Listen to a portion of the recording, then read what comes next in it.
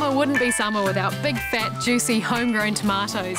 And winter wouldn't be winter without a pantry full of tomato soups and pasta sauces. So if that's what you want, now's the time to get started.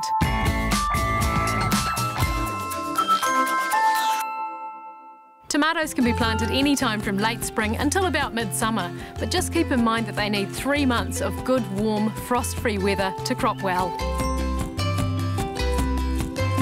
Plant your tomatoes in the sunniest part of your garden and dig a good-sized hole. They really need good, loose, fertile, free-draining soil, so you can add some compost to the hole or just chuck in some sheep pellets before you plant your plant. It might seem like overkill, but they'll certainly suck up a good spadeful by the end of the season. When you're putting in pretty much any plant from the garden centre, you want to make sure that when you plant it, it's about the same level in the soil as it was in the planter bag. Don't be fooled into thinking that because they're sold with a little bamboo stake that that's enough support for your plant. You know, when a tomato's groaning with fruit, it can have sort of 10 or 20 kilos of fruit on there, so you need good sturdy stakes. There's several ways to stake tomatoes. You can whip down to the garden centre and buy yourself a decorative obelisk, or you can use 3 stakes in a teepee formation, but I'm going to use a good sturdy wooden stake. And just push that into the ground, nice and firm, a good 15 centimetres away from your plant so you don't impale the roots. Always use flexible ties if you can. Don't use plastic ties because they'll basically cut your plant to bits.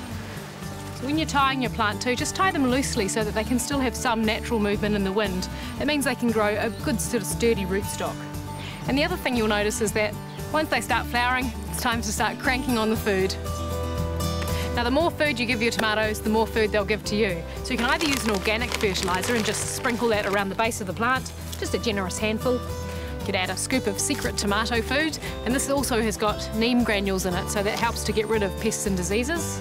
But I think probably the easiest way to feed your tomatoes is just to add a splash of liquid fertiliser to your watering can and water and feed at the same time. So you need about 5 mils per litre. Couldn't be easier. We'll pour that on.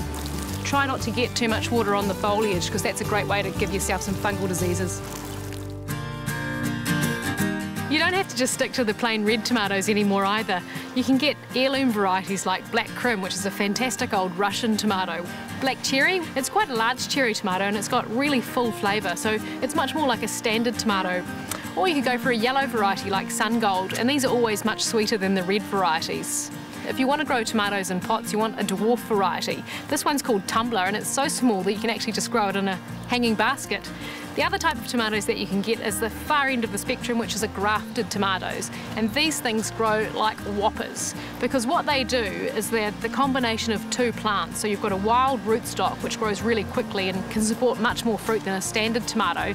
And then onto the top of it, they've grafted a favourite fruiting variety, and this one's Black Krim. Now the good thing about grafted tomatoes is that they will still crop for you really well even if the weather doesn't quite cooperate. Now at the start of the season you really won't have too many problems with pests and diseases on tomatoes, but come late summer they can tend to fall victim to things like blight, which is a fungal disease, and you'll know if you've got it because the fruit will start rotting on the plant and the leaves will all wilt and turn yellow. The other thing to look out for is the potato tomato psyllid. Now this lives on the undersides of your leaves, so if you want to protect your plants from that, spray them weekly with neem, or you can spray them fortnightly with Maverick. If you're a fan of Italian salads, you'll be pleased to know that basil and tomatoes go just as well together in the garden as in the kitchen. As companion plants, they're said to enhance each other's flavour, so if you've got the room, chuck in some basil plants around the base of your tomatoes. Sure makes harvesting those summer salads that much more convenient.